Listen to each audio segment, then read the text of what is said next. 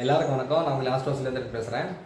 இன்றைக்கி இந்த வீடியோவில் சார் ரொம்ப ஒரு தெரிஞ்ச நபர், ரொம்ப ஒரு க்ளோஸான நபர் அப்படின்னு சொல்லிட்டு நாங்கள் 2 பேருமே ஒரு அக்ரிமெண்ட் போட்டோம் சார். ஒப்பந்தம் போட்டோன்னா ஏதாச்சும் ஒரு வகையில் ரெண்டல் அக்ரிமெண்ட்டோ ஏதாச்சும் ஒரு பிஸ்னஸ் அக்ரிமெண்ட்டோ ஏதாச்சும் ஒன்று போட்டேன் சார். நான் ஃபுல்லாக படித்து பார்க்கல. ஆனால் அவர் மேலே இருக்கிற நம்பிக்கையில் நான் கையெழுத்து போட்டேன். ஆனால் அதில் அவர் ஒரு கண்டிஷன்ஸ் ஒரு ஆட் பண்ணிட்டார். ஸோ அந்த நான் கையெழுத்து போட்டதுனால எனக்கு பெரிய தலைவலியாக இருக்குது. இப்போ அவர் டோட்டலாகவே சேஞ்ச் ஆகிட்டார்.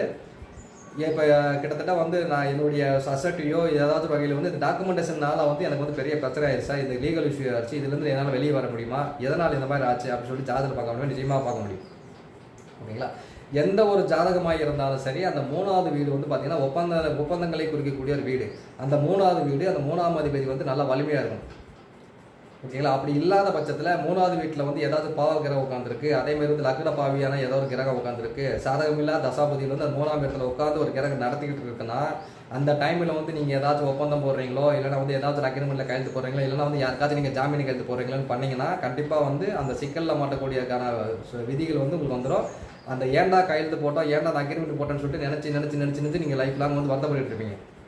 அந்த சிக்கல்லேருந்து வெளியே வரதே பார்த்தீங்கன்னா உங்களுக்கு பெரிய சவாலாக போயிடும்.